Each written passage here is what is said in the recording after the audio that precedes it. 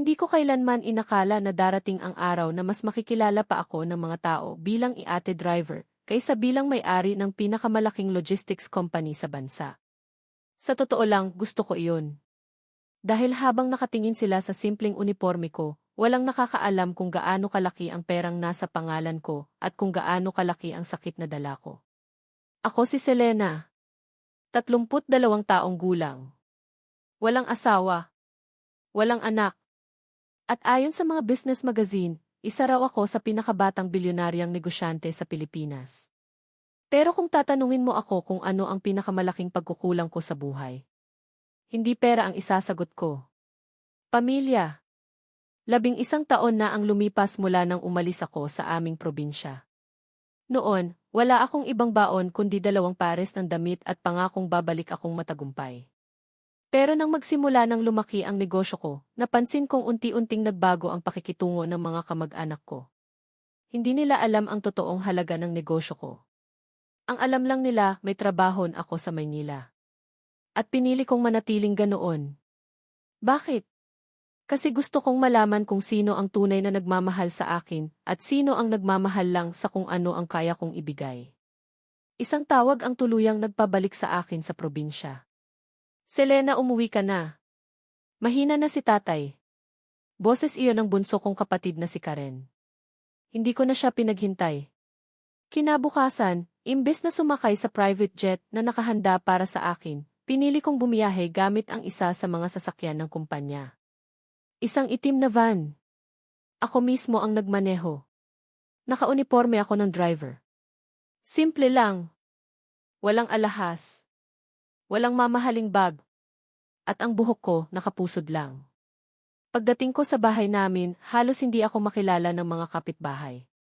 Driver ka na lang ba ngayon, Selena? Biro ng isa. Umiti lang ako. Mas gusto kong isipin nilang bumagsak ako, kaysa malaman nila ang totoo. Pagpasok ko sa bahay, nadatnan kong punong-puno iyon ng mga kamag-anak. May umiiyak. May nagkukwentuhan. May nagkakape. Pero ang mas ikinagulat ko, parang walang natuwa na dumating ako. O, dumating ka rin pala, malamig na sabi ng panganay kong kuya. Parang bisita lang ako sa sarili kong bahay. Lumapit ako kay tatay. Payat na siya. Mahina. Pero nang makita niya ako, umiti siya. Anak ti. Isang salita lang. Pero sapat na iyon para halos hindi ko mapigilan ang luha ko. Hinawakan ko ang kamay niya. Tay, nandito na ako. Mahina siyang tumango. Paglabas ko ng kwarto, agad akong hinarang ng isa kong tiyahin. Selena, may maitutulong ka ba sa gastusin? Hindi man lang niya ako kinumusta. Hindi niya tinanong kung kumusta ako. Pera agad. Napangiti ako ng mapait. Sakto lang po ang kinikita ko. Napansin kong nag-iba agad ang ekspresyon niya. Ay, akala ko malaki na sweldo mo. Maya-maya, narinig kong nagbubulungan ang mga pinsan ko. Wala naman pala siyang pera. Driver lang yata. Sayang, akala ko may mapapala tayo. Parang may kung anong sumaksak sa dibdib ko. Hindi dahil kailangan ko ang respeto nila. Kundi dahil napakadali pala nilang sukatin ang halaga ng tao gamit ang laman ng bulsa. Kinagabihan, nagkaroon ng hapunan ang buong pamilya. Habang kumakain kami, puro mana ang pinag-uusapan nila. Kung sino ang kukuha ng lupa. Kung sino ang magkakaroon ng bahay. Kung sino ang hahawak sa negosyo ni tatay na matagal ng lugi. Tahimik lang akong nakikinig. Hanggang sa biglang magsalita ang kuya ko. Selena, wala ka namang ambag dito. Baka pwede, ikaw na lang ang mag-alaga kay tatay. Napatingin ako sa kanya. Bakit ako? Kasi wala ka namang malaking trabaho. Driver ka lang. Tumawa pa ang ilan. Hindi ko sila sinagot. Pero sa loob-loob ko. Kung alam lang nila kung ilang libong empleyado ang pumipirma ng sweldo dahil sa kumpanyang itinayo ko. Makalipas ang ilang oras, habang nagpapahinga ang lahat, lumabas ako ng bahay para huminga. Doon ko nakita si tatay. Mag-isa siyang nakaupo sa lumang bangko sa ilalim ng mangga. Hindi ko alam kung paano siya nakalabas. Lumapit ako agad. Tay, bakit nandito kayo? Mahina siyang ngumiti. May iniabot siyang isang lumang sobre. Naninilaw na ang papel. Halatang matagal na itong itinago. Anak, panahon na para malaman mo ang totoo. Hinawakan ko ang sobre. Pero bago ko pa ito mabuksan, may malakas na boses na sumigaw mula sa loob ng bahay. Selena! Huwag mong buksan, eh. Napalingon ako. At nang makita ko kung sino ang sumigaw, bigla kong naisip na baka ang pamilyang pinoprotektahan ko sa loob ng maraming taon ay matagal na palang may itinatago sa akin. Hindi ako agad nakagalaw. Mahigpit ang pagkakahawak ko sa lumang sobre habang nakatitig sa taong sumigaw. Ang kuya kong si Renato. Hingal na hingal siyang tumatakbo palabas ng bahay. Halata sa mukha niya ang takot, hindi galit, kundi takot na para bang may mangyayaring hindi na niya kayang pigilan. Selena, ibigay mo sa akin yan. Hindi ako sumagot. Napatingin ako kay tatay. Kanina lang ay kalmado ang mukha niya, pero ngayon parang may mabigat na alaalang bumabalik. Hayaan mo siya, di. Mahina niyang sabi. Tay, huwag, halos pasigaw na sagot ni Renato. Unti-unti nang lumabas ang iba naming kamag-anak dahil sa ingay. Ano nang nangyayari? Bakit nagsisigawan? Lumapit si Karen at napatingin sa sobrang hawak ko. Ate, ano yan? Hindi ko alam kung bakit, pero pakiramdam ko, ang simpleng piraso ng papel na iyon ang dahilan kung bakit nagkakawatak-watak ang pamilya namin. Huminga ako ng malalim. Kung wala namang masama rito, bakit ninyo ako pinipigilan? Walang sumagot. Si Renato lang ang paulit-ulit na nagsasabing ibigay ko raw ang sobre. Doon ko napansin ang nanginginig niyang mga kamay. Hindi iyon ang kilos ng taong inosente. Dahan-dahan kong binuksan ang lumang pandikit ng sobre. Pero bago ko pa mahugot ang laman nito, biglang hinablot ni Renato ang kamay ko. Nagulat kaming pareho. Nahulog ang sobre sa lupa. Kasabay noon ang ilang lumang dokumentong lumabas at tinangay ng hangin. Lagot ni. Mahinang bulong ni Renato. Isa-isang nagkalat ang mga papel sa damuhan. Tumakbo si Karen para pulutin ang isa. Ako naman ay yumuko para kunin ang isa pang dokumento. Pagtingin ko rito, hindi ko agad naintindihan ang nakita ko. Isa pala itong lumang titulo ng lupa. Pero ang mas nakapagpatigil sa akin. Hindi pangalan ni tatay ang nakasulat. Hindi rin pangalan ni nanay. Kundi, pangalan ko. Ano to? Lumingon ako kay tatay. Tumulo ang luha niya. Matagal na yang sayo, anak. Parang tumigil ang mundo ko. Hindi ko maintindihan. Napaupo si tatay sa bangko. Noong bata ka pa, ikaw ang ipinangalan ko sa lupang iyon. Napatingin si Renato sa lupa. Hindi siya makatingin sa akin. Pero nanginginig kong sabi, bakit hindi ninyo sinabi? Bago pa makasagot si tatay, sumingit ang tiyahin kong si Delia. Dahil wala nang saysayan. Napatingin kaming lahat sa kanya. Wala na ang lupang iyon. Ano nang ibig mong sabihin? Tahimik siyang napabuntong hininga. Nabenta na. Parang may malamig na tubig na ibinuhos sa ulo ko. Nabenta. Tumango siya. Maraming taon na. Napatingin ako kay Renato. Papaano mabibenta ang lupang nasa pangalan ko kung wala akong pinirmahang kahit ano? Biglang nanahimik ang buong bakuran. Walang umiimik. Walang makatingin sa akin. Doon ko unang naramdaman na mas malalim pa pala ang lihim kaysa sa inaakala ko. Maya-maya, si Karen ang unang nagsalita. Kuya, may ginawa ka bang hindi namin alam? Napapikit si Renato. Hindi siya sumagot. Paulit-ulit lang siyang humihinga ng malalim. Hanggang sa tuluyan na siyang umupo sa lupa. Pasensya na, T. Tatlong salitang halos hindi marinig. Pasensya na, Selena. Nagsimulang magtaka ang lahat. Kapatid, D. Umiiyak na sabi niya. Hindi ko gustong gawin iyon. Anong ginawa mo? Hindi pa rin siya tumitingin sa akin. Nilapitan ako noon ng isang negosyante. Anong negosyante? May gustong bumili ng lupa. Tapos, sabi ko nasa Maynila ka at matagal ka nang hindi umuwi. Unti-unti kong nararamdaman ang panginginig ng buong katawan ko. Renato, hinayaan kong gumawa sila ng peking pirma. Biglang natahimik ang lahat. Maging ang mga kuliglig sa paligid ay parang tumigil sa pag-ingay. Narinig kong napasinghap si Karen. Napahawak naman sa dibdib ang isa kong tiyahin. At ako. Hindi ko alam kung ano ang mas masakit. Ang katotohanang ninakawan ako ng sarili kong kapatid. O ang katotohanang halos 10 taon niya iyong itinago. Magkano? Mahina kong tanong. Hindi siya sumagot agad. Magkano mo ipinagbili ang lupang iyon? 12 milyon. Napangiti ako. Hindi dahil natutuwa ako. Kundi dahil hindi ako makapaniwala. 12 milyon. Sa panahong iyon, malaking halaga na iyon para sa kanila. Pero ang hindi nila alam, 2 taon matapos nilang ibenta ang lupang iyon, nagtayo roon ng industrial park, ang isa sa pinakamalalaking kumpanya sa bansa. At bilang sisi ng sarili kong logistics company, alam na alam ko ang kasalukuyang market value ng lupang iyon. Hindi na ito nagkakahalaga ng 12 milyon. Hindi rin 50. Hindi rin 100 milyon. Mahigit 2 bilyong piso na ang halaga nito ngayon. Hindi ko sinabi iyon. Hindi pa. Tahimik lang akong tumingin kay Renato. Habang iniisip ko kung hanggang saan ang kasinungalingang kaya niyang gawin. Pero bago pa ako makapagsalita, may isang itim na isigu ang huminto sa harap ng aming bahay. Isa-isang bumaba ang 3 lalaking naka-Amerikana. Diretso silang lumapit sa akin.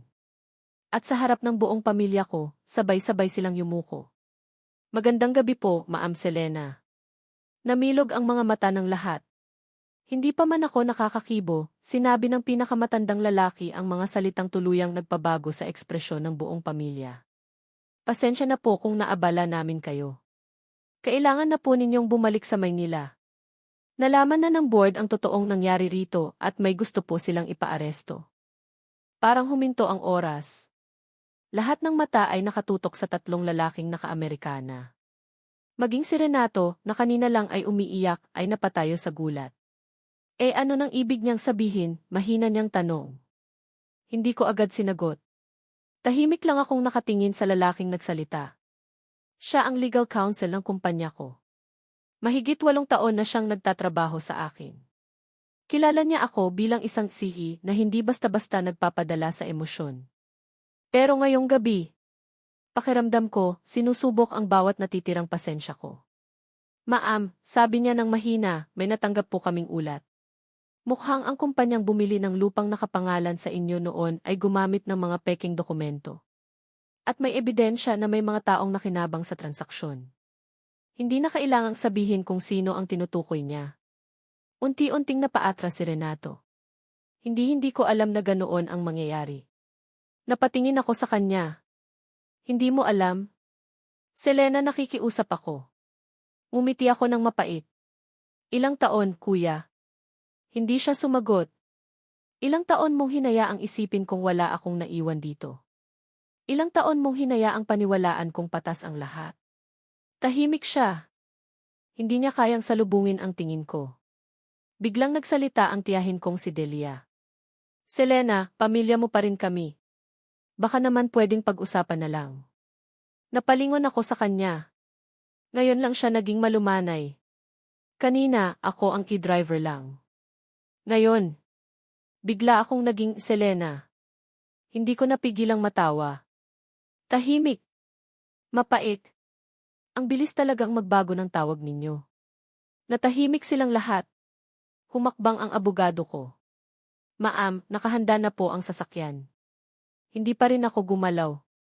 May isang tanong lang ang paulit-ulit na umiikot sa isip ko. Tay. Lumingon siya. Totoo bang alam ninyo ang lahat? Napayo ko siya.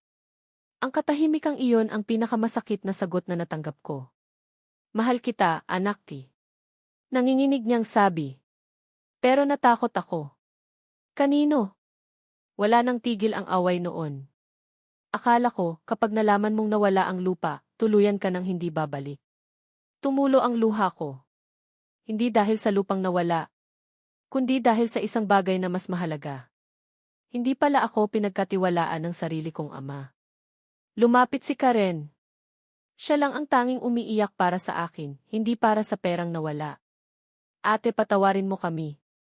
Wala talaga akong alam. Hinawakan ko ang balikat niya. Alam ko. Sa unang pagkakataon mula nang dumating ako, naramdaman kong may isang taong tapat pa rin. Maya-maya, may isang itim na folder na iniabot ang abogado ko. Ma'am, may isa pa po. Ano yan? Resulta po ng private investigation. Nanlaki ang mga mata ko. Hindi ko matandaang nag-utos ako ng bagong investigasyon. Anong investigation? Yung ipinagawa po ninyo 6 na buwan na ang nakalipas. Doon ko naalala. Bago ako umuwi ng probinsya, may kakaibang impormasyon akong natanggap. May isang anonymous letter na nagsasabing may taong gumagamit ng pangalan ko sa ilang transaksyon sa iba't ibang bayan. Akala ko noon, simpleng panloloko lang. Pero nang buksan ko ang folder, nanlamig ang mga kamay ko. Hindi iisa ang dokumentong may peking pirma ko. Hindi 2, hindi 5. Mahigit 20 dokumento. May bentahan ng lupa. May loan. May kasunduan sa negosyo. At halos lahat. May iisang testigo. Renato. Unti-unti akong napahawak sa noo. Hindi maaari di. Pero may mas ikinagulat pa ako. Sa pinakahuling pahina ng folder, may litrato. Lumang larawan iyon. Halatang kuha maraming taon na ang nakalipas. Nandoon si Renato. May katabi siyang lalaking nakaputing polo. Nang makita ko ang mukha nito, para akong binuhusan ng yelo. Impossible. Hindi pwedeng siya. Kilala ko ang lalaking iyon. Isa siya sa pinakamalalaking negosyanteng ilang ulit nang nagtangkang bilhin ang kumpanya ko. At iisa lang ang dahilan kung bakit palagi ko siyang tinatanggihan. Hindi ako nagtitiwala sa kanya. Ma'am, mahinang sabi ng abogado ko, base sa nakalap naming ebidensya matagal na pong magkakilala ang kapatid ninyo at ang taong iyon. Napaatras si Renato. Huwag mong paniwalaan ang lahat ng nasa folder. Kung hindi totoo, tanong ko, bakit nanginginig ka? Hindi siya nakasagot. Biglang tumunog ang cellphone ko. Isang tawag mula sa executive assistant ko sa Maynila. Pagkasagot ko, hindi na niya ako binati. Ma'am Selena, may emergency po. Ano nang nangyari? May taong pumasok sa main office ngayong gabi. Kinuha ba ang pera? Mas malala po. Ano? May kumuha ng original ownership records ng kumpanya. Saglit siyang tumigil, saka idinugtong ang mga salitang tuluyang nagpabigat sa gabi. At base sa kiti, kamukhang-kamukha po siya ng lalaking nasa litrato na hawak ninyo ngayon. Hindi ko na malayang napahigpit ang pagkakahawak ko sa cellphone. Pakiramdam ko, unti-unting nagdudugtong ang mga piraso ng isang napakalaking palaisipan. Hindi lang pala tungkol sa lupang nawala ang lahat. May mas malaki pang dahilan kung bakit bigla akong pinabalik ng tadhana sa probinsya. May nakuha ba kayong mukha niya ng malinaw? Tanong ko sa executive assistant ko. Meron po, ma'am. Pero may isa pa pong problema. Ano na naman? May access card siyang ginamit. Napatigil ako. Kaninong access card? Tahimik ang kabilang linya sa loob ng ilang segundo. Pagkatapos ay marahan niyang sinabi ang pangalang hindi ko inaasahang maririnig. Sa inyo po, ma'am.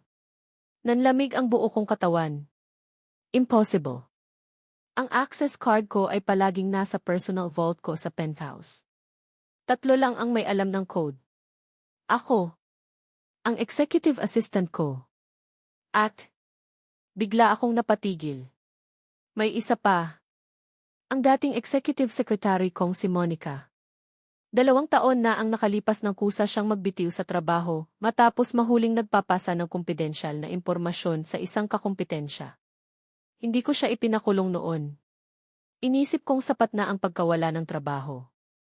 Ngayon, nagsimula akong magtanong sa sarili ko. Nagkamali ba ako? Ma'am, tawag ng assistant ko.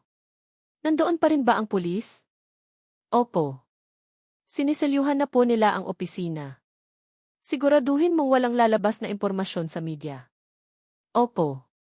Pagkababa ko ng tawag, napansin kong tahimik na tahimik ang buong bakuran. Lahat sila ay nakatingin sa akin. Hindi na bilang isang simpleng driver, kundi bilang isang taong may buhay na hindi nila kailanman naisip. Unang nagsalita ang tiyahin kong si Delia. Selena D. Hindi ko siya pinatapos. Kanina, driver lang ako. Napayo ko siya. Ngayon gusto ninyo nang makipag-usap. Walang sumagot. Lumapit ang abogado ko at iniabot ang tablet. Ma'am, dumating na po ang kiki. Huminga ako ng malalim bago ko ito tinanggap. Pinindot ko ang video. Madilim ang hallway ng headquarters. Bandang 2:00 ng madaling araw. May isang lalaking nakakap at face mask ang dahan-dahang naglalakad papunta sa records room. Sanay ang kilos. Parang kabisado niya ang buong gusali. Pagdating sa pinto, inilapit niya ang access card. Bumukas ito. Pagkaraan ng ilang minuto, lumabas siyang may dalang maliit na fireproof case. Pagdaan niya sa ilaw. Bahagyan niyang ibinaba ang mask. Napasinghap ako. Siya nga. Si Victor Salazar. Ang negosyanteng ilang beses kong tinanggihang makipagsosyo. Pero ang mas ikinagulat ko, hindi siya nag-iisa. May isa pang taong naghihintay sa parking area. Nang i-zoom ng technician ang video, halos mabitawan ko ang tablet. Hindi ako makapaniwala sa nakita ko. Karen ni. Mahinang bulong ko. Agad lumapit ang kapatid ko. Ano iyon, ate? Hindi ko siya sinagot. Sa halip, iniabot ko sa kanya ang tablet. Nang makita niya ang mukha ng babaeng kasama ni Victor, bigla siyang napaiyak. Hindi. Napatingin ang lahat sa screen. Ang babaeng nasa video ay si Monica, ang dati kong executive secretary. Pero bago pa kami makapag-isip ng malalim, may isa pang detalye ang lumabas. Huminto ang video. May lumabas na malinaw na kuha mula sa kabilang kamera. At sa likuran ni na Victor at Monica, may pangatlong taong papalapit. Matangkad. Nakaitim. Nang lumingon siya sa kamera, parang tumigil ang paghinga ni Renato. Hindi siya makapagsalita. Napaatras siya ng 2 hakbang. Hindi. Bulong niya habang nanginginig.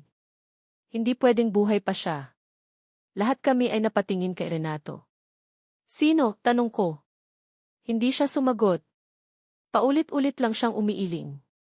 Biglang napaupo si tatay. Parang nawala ng lakas. May luha na namang tumulo sa kanyang mga mata. Akala ko di. Mahina niyang sabi. Akala ko hindi na siya babalik. Lalong gumulo ang isip ko. Sino ang tinutukoy ninyo? Tahimik. Napakahabang katahimikan. Hanggang sa tuluyan nang bumagsak sa kanyang mga tuhod si Renato. Selena D. Halos hindi ko marinig ang boses niya. May isang kasalanan akong hindi ko kailanman inamin. Hindi ko inalis ang tingin ko sa kanya. Ang bentahan ng lupa.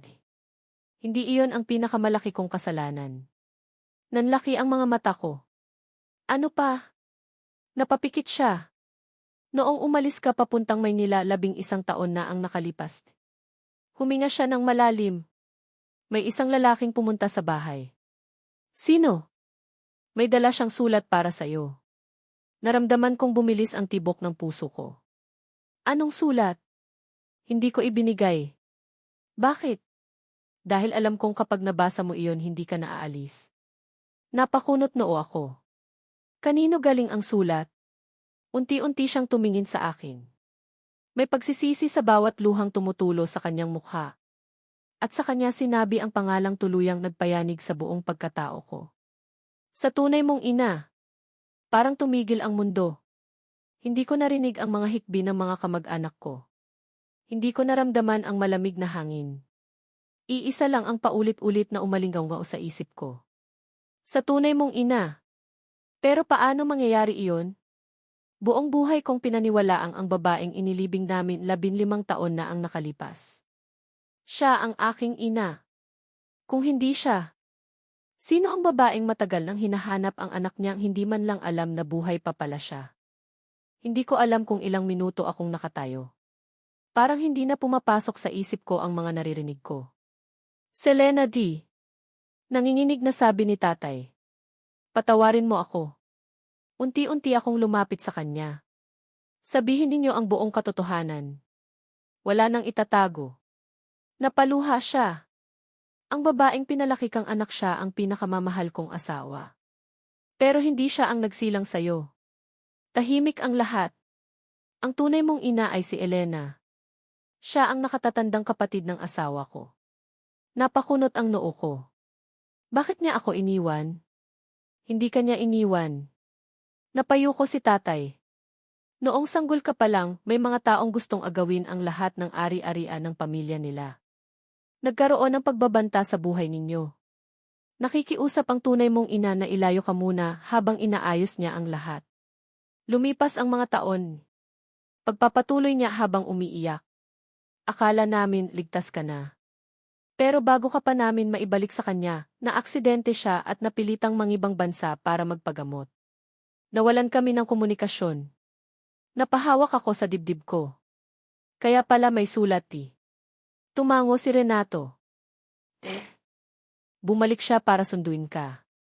Pero itinago mo. Napapikit siya. Nainggit ako.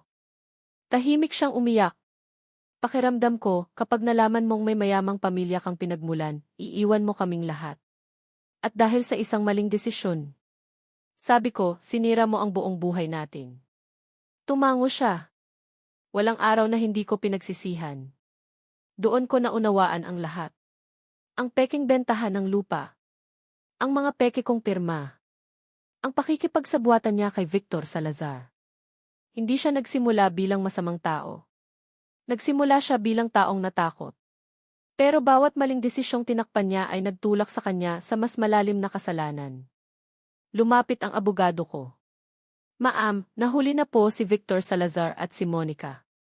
Narecover din ang karamihan sa mga dokumentong ninakaw. Huminga ako ng malalim. Ano ang sinabi nila? May nag-utos daw sa kanila na kunin ang lahat ng ebidensyang magpapatunay na kayo ang legal na may-ari ng ilang lupain at kumpanya. Napangiti ako ng mapait. Pero huli na sila. Tumango ang abogado. Nasa inyo pa rin ang lahat ng legal na karapatan. Lumipas ang ilang linggo. Nagsimula ang kaso. Hindi ko ginamit ang impluwensya o pera para takasan ang proseso. Hinayaan kong manaig ang batas. Inamin ni Renato ang lahat ng ginawa niya. Tinanggap niya ang pananagutan. Bago siya dalhin ng mga otoridad, humarap siya sa akin. Hindi ko hinihiling na patawarin mo ako. Tahimik lang akong nakatingin. Pero salamat dahil kahit kailan, hindi mo ako ipinahiya sa harap ng anak ko. Doon ko lang nalaman na ang lahat ng perang nakuha niya noon ay halos naubos din sa pagpapagamot ng asawa niyang matagal nang may sakit. Hindi nito binura ang kasalanan niya. Pero ipinaalala nito sa akin na minsan, ang tao ay nalulunod sa sunod-sunod na maling pagpili. Pagkalipas ng 3 buwan, may isang babaeng dumating sa opisina ko. Simple lang ang suot niya. May puting buhok na. Pero nang makita ko ang mga mata niya, parang may kakaibang init na bumalot sa puso ko. Hindi niya agad ako niyakap. Hindi rin siya nagsalita. Tahimik lang siyang tumulo ang luha. Ako si Elena D. Mahina niyang sabi. Kung papayag ka gusto lang kitang makilala bilang anak. Hindi ko napigilang umiyak. Sa unang pagkakataon sa napakaraming taon. Hindi ako naging bilyonarya. Hindi ako naging Hindi ako naging babae na nagkunwaring driver. Isa lang akong anak na muling natagpuan ang ina. Unti-unti naming binuo ang mga taong nasayang. Hindi madaling ibalik ang panahon. Pero pwedeng simulan ang bukas. Ipinagbili ko ang ilan sa mga ari-arian na naging ugat ng alitan. Ang malaking bahagi ng halaga nito ay ginamit ko upang magpatayo ng libreng skills training center at scholarship foundation sa aming probinsya. Ayokong maalala ang pamilya namin dahil sa agawan sa mana. Mas gusto kong maalala kami dahil may mga kabataang nabigyan ng pagkakataong baguhin ang kanilang buhay. Isang hapon, bumalik ako sa lumang bahay. Nasa ilalim pa rin ng mangga ang lumang bangko. Doon ako umupo. Tahimik. Mahangin. At sa wakas, magaan na ang pakiramdam ko. Napagtanto ko na ang tunay na yaman ay hindi nasusukat sa dami ng pera, titulo ng lupa, o laki ng kumpanya. Nasusukat ito sa kakayahang manatiling mabuting tao, kahit ilang beses kang niloko ng buhay. Dahil ang perang nawala, pwedeng kitain muli. Ang negosyong bumagsak, pwedeng itayo ulit. Pero ang tiwalang sinira, kailangan itong paghirapan bago muling mabuo.